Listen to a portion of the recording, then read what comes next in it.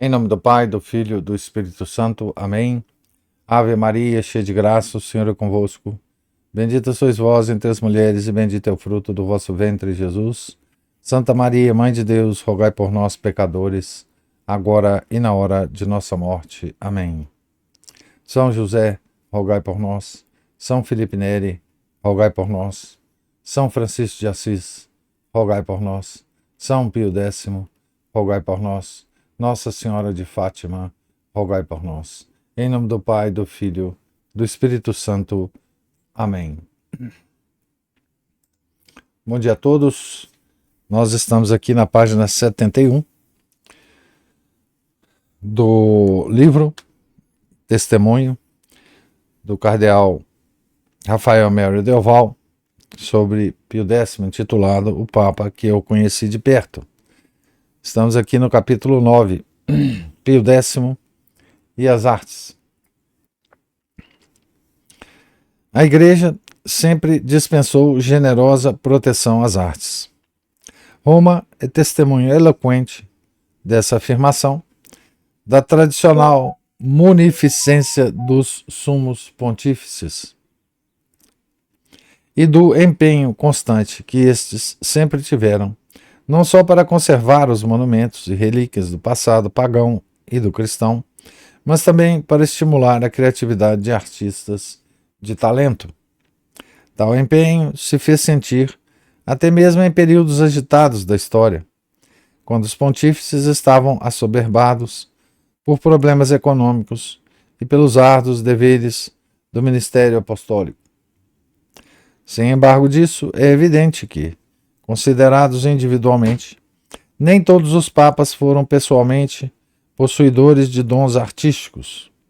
Nem todos receberam uma educação que os tornasse inclinados ao interesse especial pela arte. Já fiz notar acima que Pio X viveu por demais absorvido, como sacerdote e como pastor, por seu ardente zelo e pela grande atividade da salvação pela salvação das almas, para dispor de tempo suficiente para se dedicar a outros temas, apesar do interesse que neles pudesse ter. Mas amava as coisas belas e tinha visto muitas no transcurso de sua vida em Mântua, Pádua e Veneza, bem como nas raras visitas que fizera a Roma antes de ser Papa. Gostava de tratar com artistas ilustres, acolhendo-os sempre de bom grado e procurando assim aumentar seus próprios conhecimentos artísticos. Esse trato, conjugado com muitas leituras, contribuiu sem dúvida para educar seu gosto, que era excelente e refinado, por vezes quase exigente.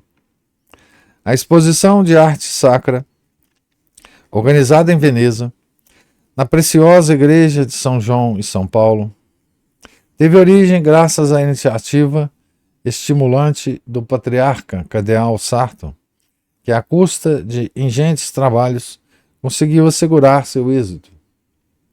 Ele costumava lembrar que as verdades da fé católica se encontram descritas de modo maravilhoso nos tesouros inapreciáveis da arte cristã tradicional, profusamente esparsos pela Itália. Ressaltava que os artistas antigos estavam profundamente imbuídos do verdadeiro espírito da Igreja. Na Itália moderna, dizia com frequência, o senso dessa linguagem sublime está adormecido e é preciso despertá-lo novamente.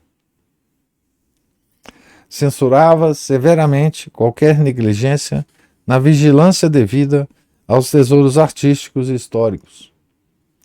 As circulares que repetidas vezes dirigiu ao clero da Itália e do exterior, dando instruções precisas e regras práticas nesse sentido, merecem mais atenção do que até agora receberam. Afirmava convictamente que museus e galerias de arte são necessárias para a conservação de patrimônios valiosos, que uma vez perdidos jamais poderiam ser repostos. mas considerava tais instituições de certo modo inadequada e de bom grado as teria suprido de outro modo.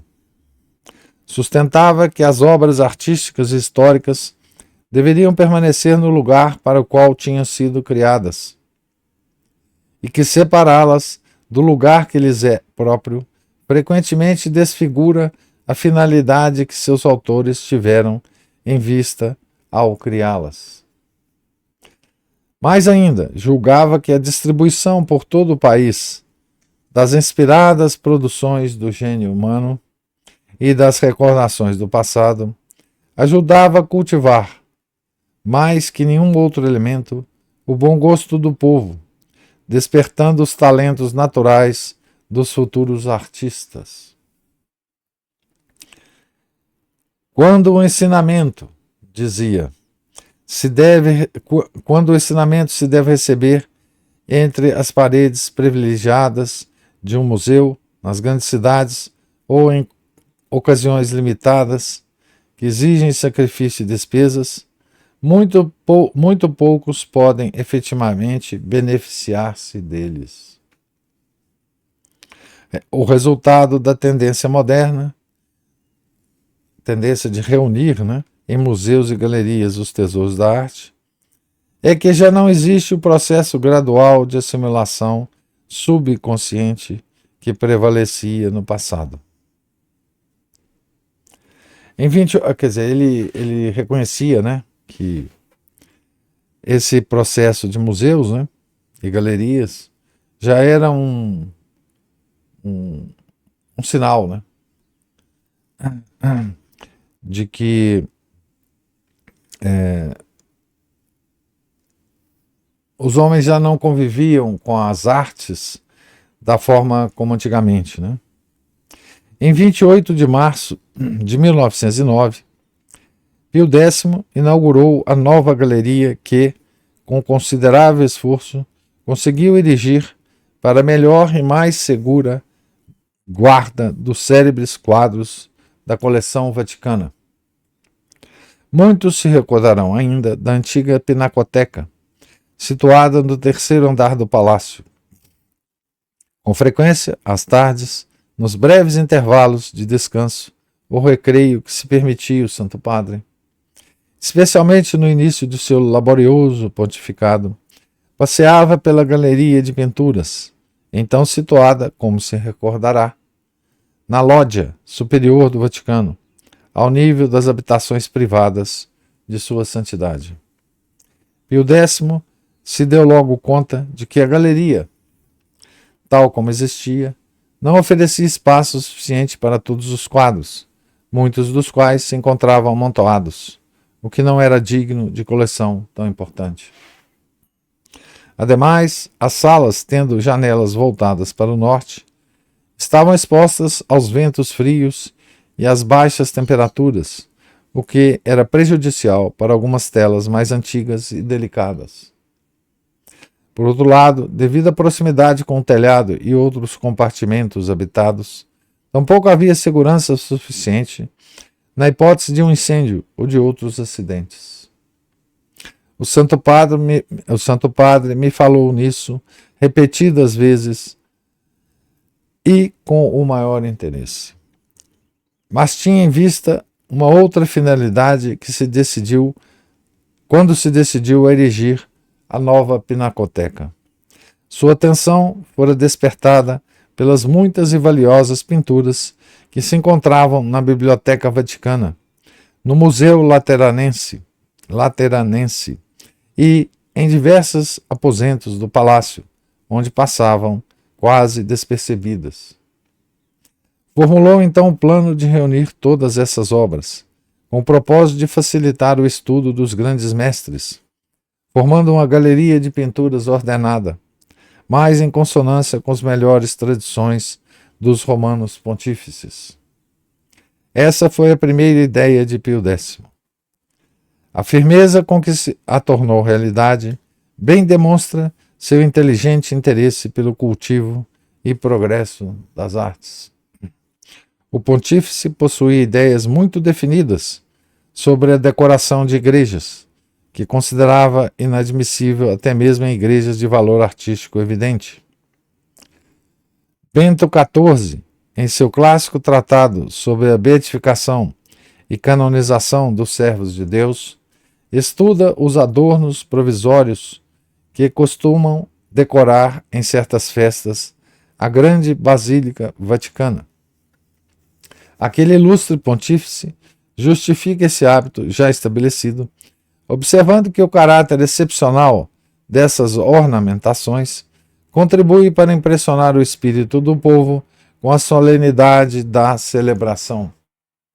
Com efeito, nosso interesse se desperta naturalmente, com menor intensidade, por aquilo que se acha sempre a nosso alcance, por mais belo que seja, e sem dúvida compreendemos melhor o alto significado de uma cerimônia quando acompanhada de uma decoração especial.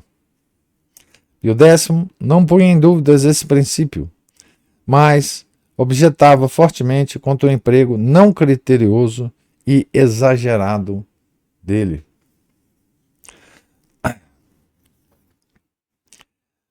Aqui aspas para São Pio X.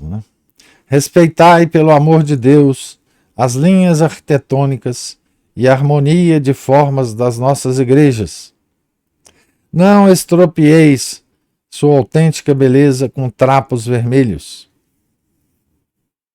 Tal admoestação era frequente eu ouvir dos lábios de Pio X, ao qual desagradava o excessivo emprego de panos baratos e tapeçarias de baixa qualidade nas igrejas e capelas, até mesmo nas de Roma, por ocasião de festividades importantes. Censurava francamente a cobertura exagerada do mármore nas paredes, nas colunas magníficas e nos elegantes arcos de nossos edifícios sagrados, que não precisavam ser ocultados, mas, pelo contrário, são admiráveis. Julgava absurdo diminuir seu esplendor com enfeites espalhafatosos, precisamente nos dias solenes, que eram mais apropriados para cultivar o bom gosto das multidões e desenvolver nelas o apreço pela genuína beleza da casa de Deus. Durante seus 11 anos de pontificado, construíram-se em Roma e nos arredores grande número de igrejas.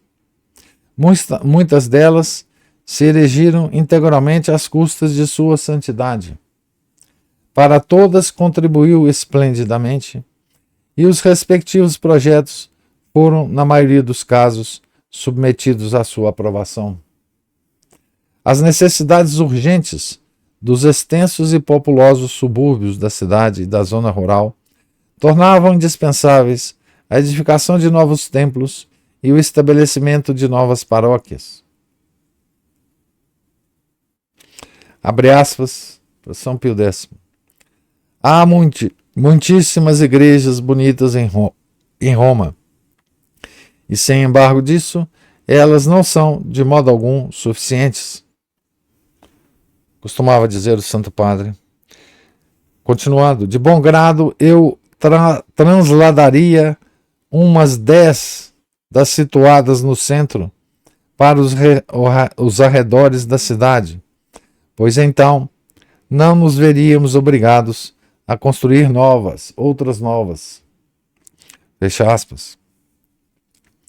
Ao trocar impressões com os arquitetos, descia aos pormenores mais insignificantes das plantas que lhe apresentavam, estudando-as cuidadosamente antes de autorizar o começo das obras. Sua experiência como pároco, lembrando aqui, né, que o Papa é também bispo de Roma, né? Sua experiência como pároco lhe serviu grandemente no que diz respeito à distribuição prática e à adequada localização dos edifícios. Procurava sempre facilitar o trabalho do sacerdote, insistindo para que a casa paroquial fosse construída junto da igreja e, se possível, com uma escola próxima, um salão para as reuniões paroquiais, um centro operário e outras coisas do gênero. Quanto ao estilo arquitetônico das construções religiosas, não estimulava as novidades, mas mostrava marcada preferência pela arquitetura clássica, que achava dever ser adotada com as razoáveis adaptações e dentro das disponibilidades econômicas. Por que ir buscar novas ideias? Costumava perguntar. Tomai como modelo alguma das antigas basílicas. Temos por aqui mesmo igrejas esplêndidas e muitas outras existem no país. Mais vale inspirar-se em igrejas antigas do que perder tempo procurando novidades de mau gosto, de estilos extravagantes ou indefinidos. O que diria o Papa, né? Se ele ressuscitasse hoje, né? E visse a arquitetura. Eu tenho dificuldade até de chamar isso de arquitetura sacra, né? Porque não tem nada de sacro hoje nessa arquitetura das igrejas modernas, né? É uma coisa apavorante, né? Não eram só a pintura e a arquitetura que atraíam as inclinações artísticas de Pio X. Também em modalidades artesanais de mera habilidade e destreza, manifestava senso de observação e refinado bom gosto. A arte das rendas, tradicional em Veneza, era uma delas, e é compreensível nele essa feição, tendo em conta o grande interesse que lhe inspirava tudo o que era típico do Vêneto, sua região natal. O cônego Marquesan publicou o texto de um autógrafo do cardeal Sarto em Murano, por ocasião de uma visita à fábrica de rendas naquela localidade, a 12 de janeiro de 1898. O patriarca de Veneza decidira patrocinar esse empreendimento com o duplo objetivo de favorecer seu progresso e ajudar, material e espiritualmente, numerosas jovens pobres provenientes de várias partes da região de Veneza. A circular em latim que dirigiu ao clero, pouco depois de tomar posse da sé patriarcal, é prova desse interesse, assim como o característico autógrafo que se poderia traduzir da seguinte forma. Então aqui é um pequeno autógrafo do Papa, né? Ao visitar a escola da fábrica de rendas de Murano, fiquei impressionado pela beleza do que me foi mostrado. Saio, na verdade, satisfeito pela disciplina do estabelecimento, no qual cerca de 400 jovens, dedicadas a uma tarefa árdua e difícil, praticam as virtudes da vida cristã. Formulo a esperança de que os diretores e patronos da escola possam encontrar meios de vender essas maravilhosas produções, proporcionando assim bem-estar às trabalhadoras e aliviando as necessidades desta localidade tão carente.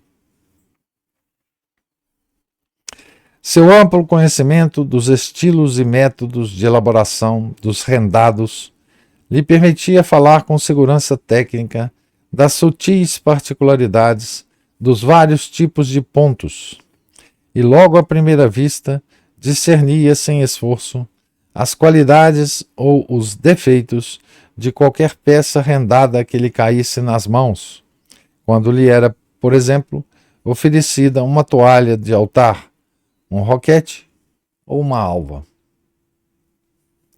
Imagino como teriam sentido inseguros e perplexos os doadores desses objetos se soubessem como o Papa estava capacitado a apreciar e discernir o real valor dos presentes que lhe eram oferecidos.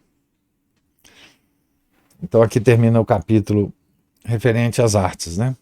Então, aqui nós vemos de novo, né, o aspecto como no caso do aspecto intelectual do Papa, né? O aspecto do senso artístico, né? Que ele desenvolveu ao longo da vida, mas que ele não pôde se dedicar, né? Por causa, de novo, aquilo que nós comentamos ontem, né? Do seu trabalho pastoral, né? Mas ao longo da vida, né? E convivendo com aquela beleza, né? Espalhada pela Itália, ele foi desenvolvendo, né? Esse senso artístico, né? E como Papa, ele tomou a si, como é mesmo do Papa, né? A responsabilidade de zelar, né? Por essa beleza na igreja, né? E aqui também nós vemos, talvez, essa compreensão, né? Da função da beleza dentro da igreja, né? A função da beleza enquanto auxiliar da nossa devoção e do louvor a Deus. A função da beleza arquitetônica nas igrejas, né? A função da beleza dos ritos, né? Naquela observação que ele faz em relação às festividades, né?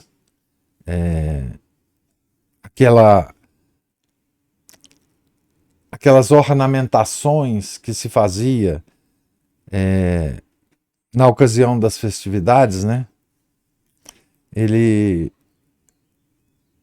ficava preocupado, né, que essas ornamentações não estavam à altura, né, da beleza de um ritual católico, né, de louvor, de adoração, melhor dizendo, a Deus, né? Aqui também tem um detalhe interessante, né, que essa coisa de adornar certas partes da igreja, colunas, etc., com mármore, né? Cobrir a coluna ou os objetos arquitetônicos com mármore. Ele também era contra isso, né? Deixa a coluna como está, ela é muito bonita, etc, etc, etc. Né? Então, aqui nós vemos um Papa, né?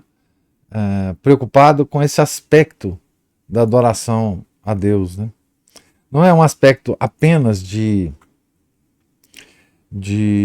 beleza pela beleza, né? Estética, esse esteticismo, né?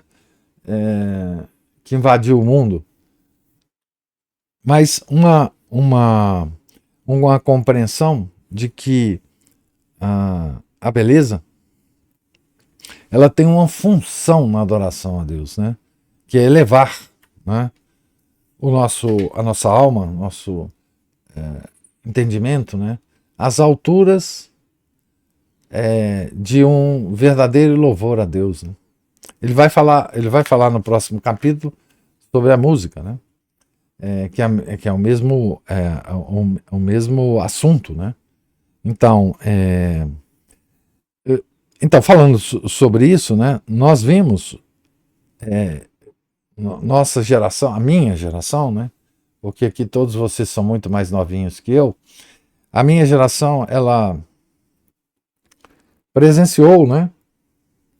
O que um rebaixamento em termos de doutrina, um rebaixamento em termos de ensino da igreja, que veio depois do Concílio Vaticano II, né?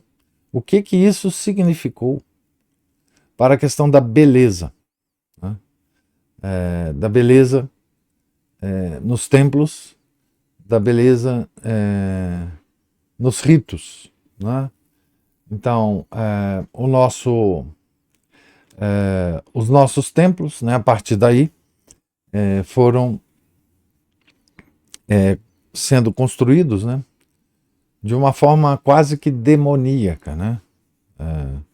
Artistas contratados do Vaticano para projetarem e construir essas obras, todos artistas, para dizer o mínimo desses artistas, são artistas maçônicos, né?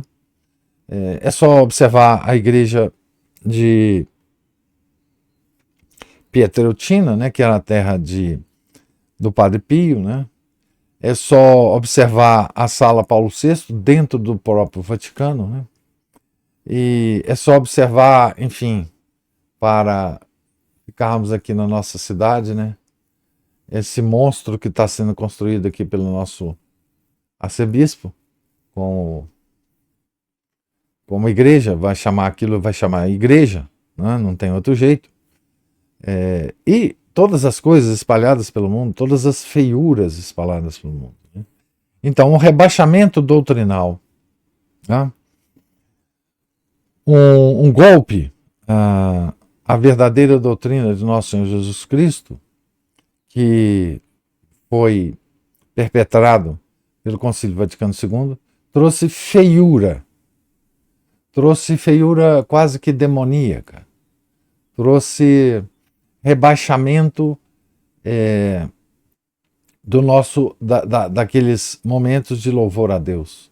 Hoje nós não temos aquele louvor que Deus quer que nós tenhamos na sua pessoa, né? Então, a igreja, sim, o Vinícius, a igreja da Pampulha, do Niemeyer, enfim. O Niemeyer era comunista, né? Então, todas as pessoas que contribuem para esse tipo de arte não são católicas. Então, o Vaticano, os bispos no mundo inteiro, contratam artistas não católicos. Eles não... enfim, para fazerem as obras, né? Então, esse rebaixamento artístico, ele é típico de uma igreja que se rebaixou primeiro em termos da doutrina, né? Ela abriu mão de sua magnificência doutrinária e, portanto, não há como você manter a beleza se você não tiver como fundamento, né, o louvor devido a Deus, né? Adoração devida a Deus, né? Então, vamos ver agora os comentários. O Felipe está falando assim: professor Orlando Fedeli ensina em uma de suas aulas que os hospitais medievais tinham obras de arte belas no jardim do hospital para ajudar os doentes a levarem suas almas a Deus nos momentos que estavam tomando sol naqueles jardins dos hospitais. Sim, bom, a igreja sempre se preocupou com a arte como meio de elevação da alma a Deus, né? Márcio, São Pio X, se São Pio X visse as nossas capelas de hoje em dia, certas catedrais se parecem cenários de filmes de Star Wars. As músicas das missas novas são de uma infantilidade, uma superficialidade de conteúdo revolucionário. Para dizer pouco dessas músicas, né? Para dizer pouco, vamos falar que é infantil e superficial, né? Tem umas que são terríveis, né? Mais do que isso aí. Sim, quer dizer, a gente fala muito da queda do gosto artístico, né? Mas um dos responsáveis por essa queda do gosto artístico do mundo é a igreja. O Vinícius está falando aqui, Márcio pegou leve. Pegou leve. Tem músicas até, enfim, sensuais, né? Para dizer o mínimo. Então, a igreja é a responsável por essa queda vertiginosa, né? Do gosto, né? Agora, o que aconteceu com a igreja agora, no século XX, depois do Concílio Vaticano II, né? É uma coisa terrível, né? Mas a igreja nem sempre, né, teve também esse gosto artístico, né? Vamos dizer assim, né? Tá certo? Na Renascença, a igreja foi invadida de obras de arte terríveis também, né? Que estão expostas até hoje lá, né? Não tem jeito de tirar o teto da Capela Sistina, né? Enfim. Então isso é uma coisa a se dizer, né? A igreja sempre, enfim, está caindo, né? Nessas esparrelas do mundo, né? Mas agora foi impressionante, né? Agora, assim, foi uma queda que não me faz ter esperança, né? De, de volta, né? Então, ela ficou refém, né? A igreja, ela ficou refém do mundo, porque ela se submeteu ao mundo, né? Aquele célebre discurso do Paulo VI, né? No encerramento do Concílio Vaticano II já diz tudo, né? Nós ficamos, nós nos aproximamos do mundo com o coração aberto, abrimos as janelas para o mundo moderno, etc, etc, etc. Pois bem, se nós abrimos as janelas para o mundo moderno, vai entrar dentro da igreja mau cheiro, né, do mundo moderno. Não tem outro jeito, né? É a tal fumaça de Satanás, que Paulo VI fala, né? E, enfim, mas aqui em São Pio X, né? Nós vemos essa preocupação, né? Quer dizer, a igreja não só sempre teve a preocupação de, de na hora da adoração, no momento da adoração, que é a missa, né? O momento máximo de adoração, ela vestir os seus prédios, vestir o sacerdote do que havia de mais bonito, né? Enfim, para agradar a Deus, né? O que havia de mais caro, de mais valioso, né? Ouro, né? Vestimentas deslumbrantes, né? E isso simplesmente acabou, né? A gente vê os paramentos, por exemplo, antigos, é maravilhoso, né? Os paramentos tradicionais são maravilhosos. Ao passo que se você compara com os paramentos dos padres hoje, parece mulambo, né? Parece mulambo. Mas enfim,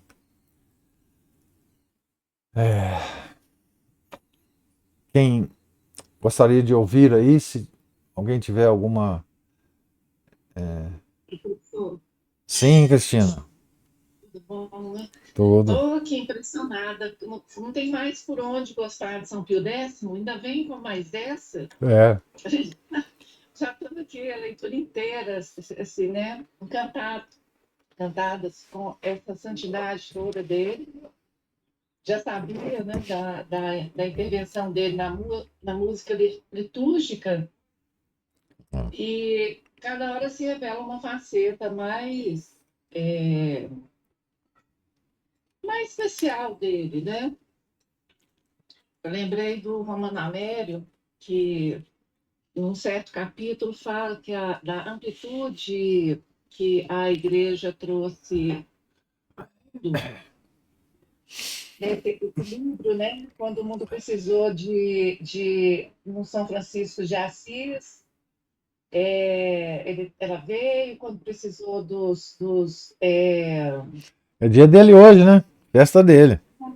pois é, e falou os cluniacenses, né, que ornavam de pedras preciosas a igreja. Então, assim, a igreja ela sempre teve equilíbrio, né? Equilíbrio estético.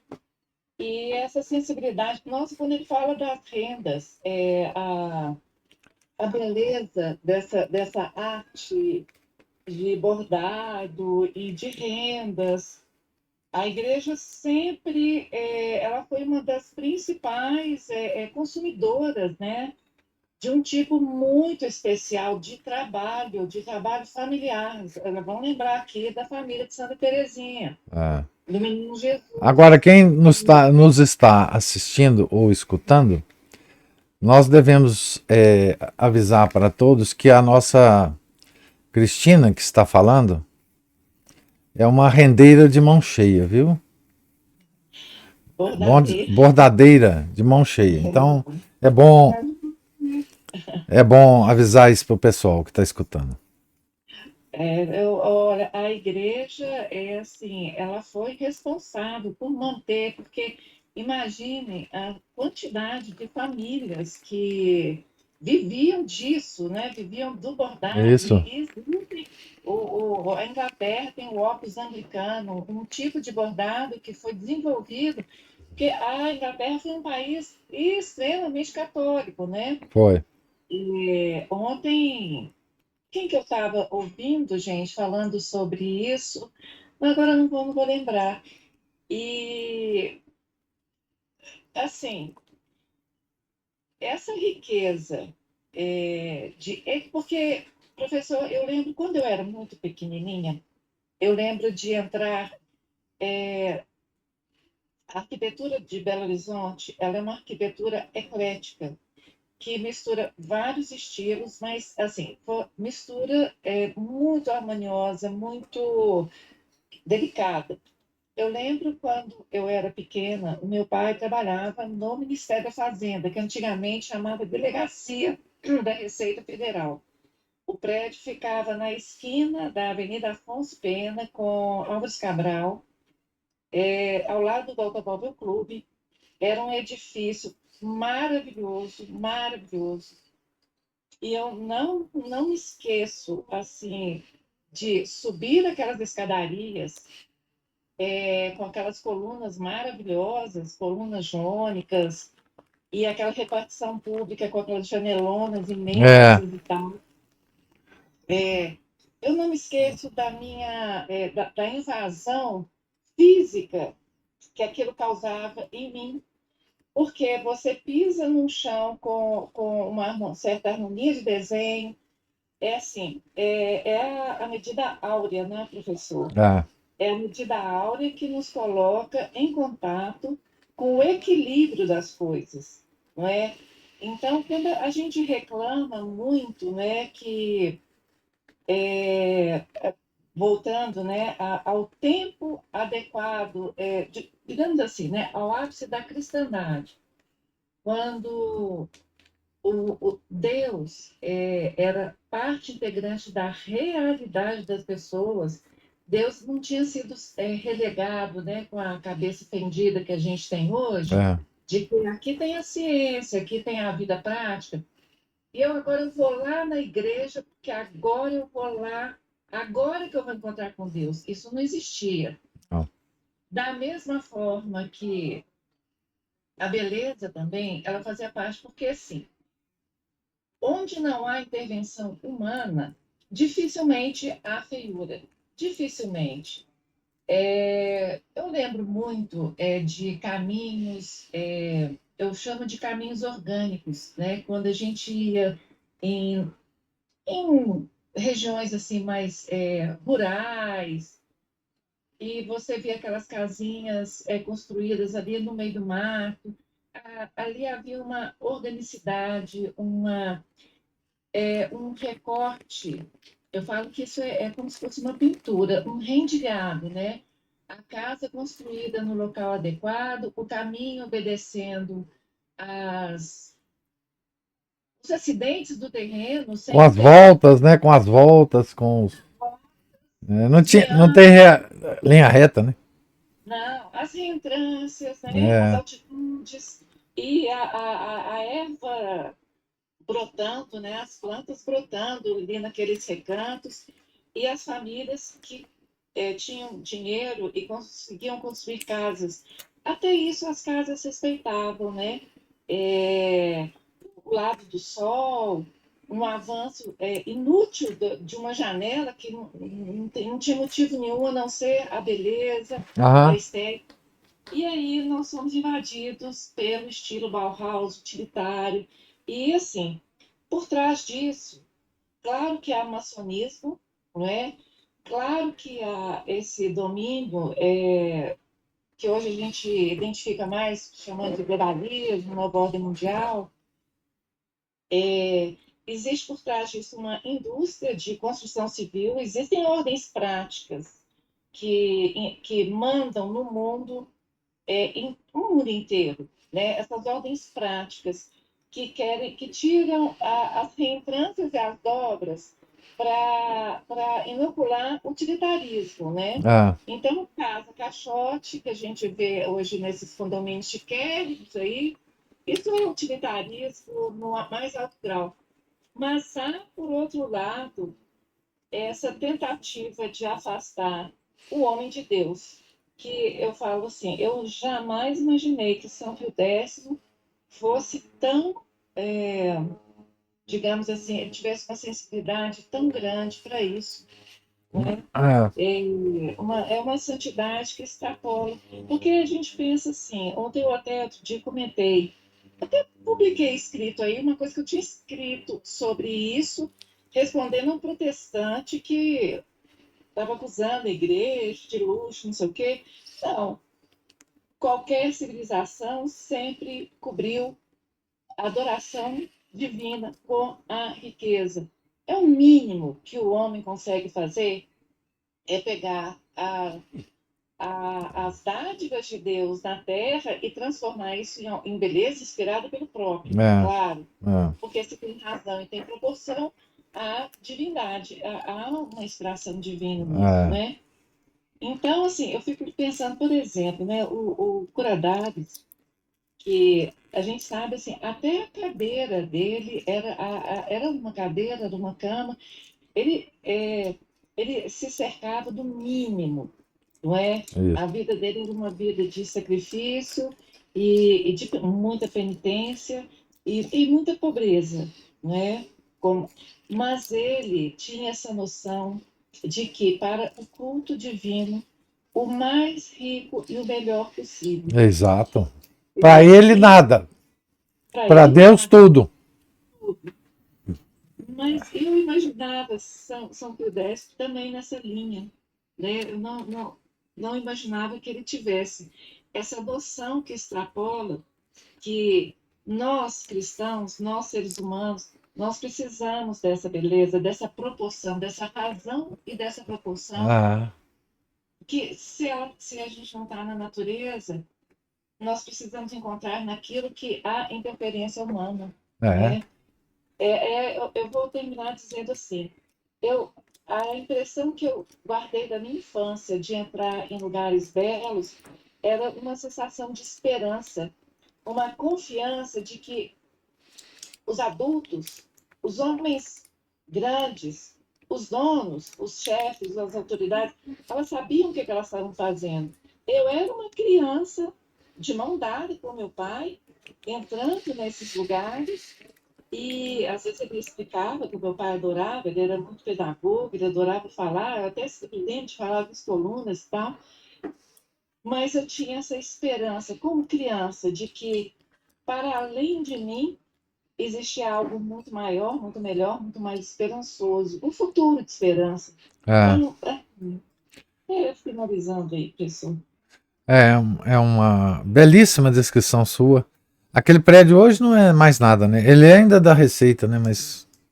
Não, professor, o prédio foi demolido. Ah, ele foi demolido, né? Porque não restou nada ali, não. Não, não, não, absolutamente nada. É. É curioso que onde existe aquele edifício Sulacap, Aham. que vai sofrer uma intervenção agora, porque fizeram dele uma pequena favela, né? Uhum. E aquele prédio, ele é Art Deco, ele tem volumes muito interessantes, são 2 volumes pequenos, 2 superiores, ele tem uma simetria muito boa. Ele tem um arco que da Avenida Afonso Pena para Isso. o bairro, ele emoldura aquele viaduto de Santa Teresa. Totalmente. É uma espécie de fotografia, né? Uma fotografia. Ele tem volumes maravilhosos, ele tem uma simetria perfeita. Só que antes dele, ali tinha o prédio dos Correios e Telégrafos, que era uma verdadeira joia, e foi destruído lá nos idos de 1940. O senhor pensa bem, uma cidade que foi projetada e construída, inaugurada em 1891 ou 92, não tenho certeza, em 1940 já demolia a sua própria É, arquitetura. é. E é uma coisa muito. Vou, já ia terminar, mas eu não aguento, professor, que eu sou tão sensível a essa questão de arquitetura. Eu estava lendo aqui já tem um tempinho, um artigo, um ensaio do Edmund Wilson, que foi aquele crítico literário norte-americano, um ensaio assim curto. E ele falando ele com 60 anos, 61, 62, alguma coisa assim, já se considerando velho, e falando, começa o artigo, ele falando que não quer mais saber da vida política norte-americana, ele não quer saber de nada disso, e ele voltou, morava em Nova York, escrevia para revista e tudo mais, ele volta para o interior que ele nasceu, e na casa que ele viveu, ele encontra não só tudo que fez parte da arquitetura da época dele, como aquelas coisas que dentro da casa fizeram parte da infância. Então, o senhor pensa bem o exame de consciência que é possível para uma pessoa que mora numa cidade que não é destruída, que ela passa pelos mesmos caminhos diariamente, ela reconhece todo o seu entorno, todo o espaço do seu entorno, o espaço do entorno, ele permanece como tal ao longo dessa vida, não é? O tipo de estabilidade emocional que essa pessoa consegue ter, O tipo de senso de eternidade, né? senso de eternidade, de continuidade, de conservação das coisas, né? É, Então, isso, o Edmund Wilson, ele retorna para um ambiente que ele já tinha esquecido dele, e ali é uma verdadeira anamnese, um diagnóstico e tudo mais. Coisa impossível para nós. é, Totalmente impossível. possível. Vivemos numa cidade em movimento, em transformação, no meio de quebradeira. Eu, às vezes, aqui, eu não sei se interfere, mas eu tenho obra dos 2 lados da minha casa. Uma coisa impressionante. É. Então, isso não para. Qualquer lugar que eu morei foi dessa forma. Então é isso, professor. Estamos aí. Mas que papa extraordinário. De novo, de novo, de novo. Muito bom. Que desame extraordinário. É.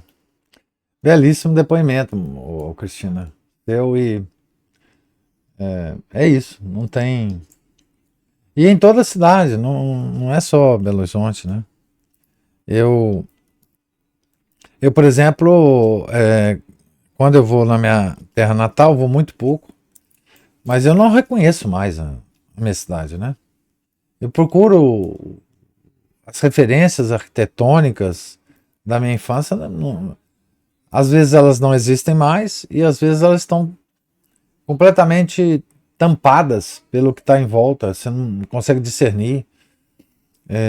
Outro dia eu passei por lá, vindo de outro lugar, e fiquei lá umas 24 horas no máximo. Mas andei pela cidade e não conheci, eu não reconheci nada, não reconheci as casas que eu via na minha infância, os prédios,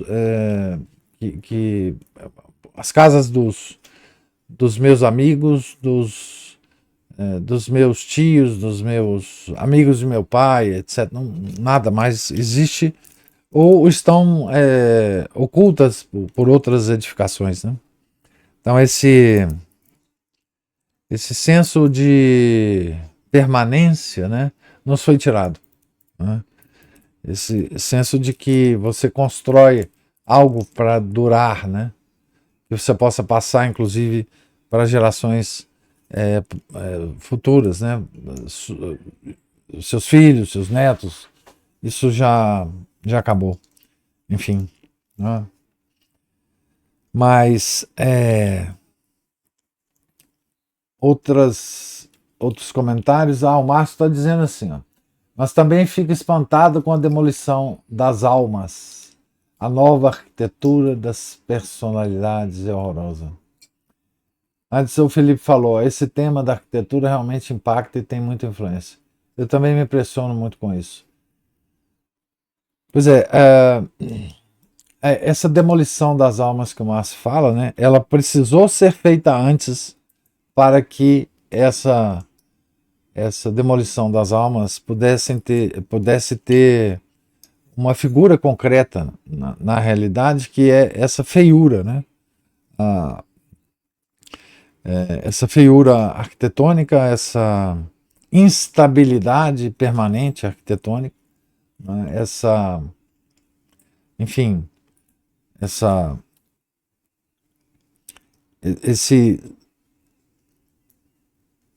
esse senso cada vez mais implantado em nós da utilidade, da imediatice, nós não temos nada mais permanente com que aqui nos agarrar, né? Então, a arquitetura é a ciência, é a arte maior, né? Porque a arquitetura é aquela que todo mundo vê, né? Você não precisa ir num museu para você observar a arquitetura de uma cidade, né? É aquela que todos os habitantes da cidade convivem, né? E trazendo isso para a igreja, né? A arquitetura sacra é aquilo que todo fiel tem contato toda hora que ela entra, que o fiel entra na igreja, né? A música também, né? Toda a arte, né? Quer dizer, quando a gente olha por isso, por esse ângulo, né, da arte, é uma devastação que nós estamos vivendo, são assim, absolutamente incalculável, né? Incalculável. Se você passar para as outras artes, você vai ver a mesma devastação, né? Se você passar para literatura, né? Artes plásticas, né? Pintura, e aí vai, né? Música. É uma coisa devastadora, né? Mais algum comentário? E a moda? Não, nem falo da moda. Nem falo da moda, né? Faz parte desse composto aí, né? Não existe moda mais, né? Essa fluidez, essa coisa que passa, esse negócio. Quer dizer, não existe mais moda, né? Então, essa liberdade liberal acabou com tudo, né?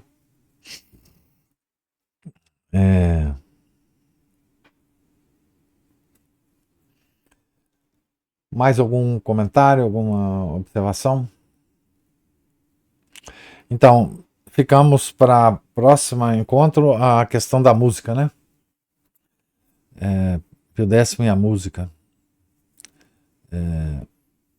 Mas faremos isso na segunda, se Deus quiser. Então, Deus lhes pague a presença, a paciência, os comentários apaixonados, interessantíssimos que vocês fizeram. Tenham todos um santo dia, um santo final de semana. E até segunda-feira, né?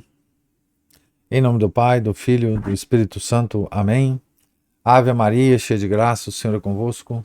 Bendita sois vós entre as mulheres e bendito é o fruto do vosso ventre, Jesus. Santa Maria, Mãe de Deus, rogai por nós, pecadores, agora e na hora de nossa morte. Amém. São José, rogai por nós. São Felipe Neri, rogai por nós. São Francisco de Assis, rogai por nós. São Pio X, rogai por nós. Nossa Senhora de Fátima, rogai por nós. Em nome do Pai, do Filho, do Espírito Santo. Amém.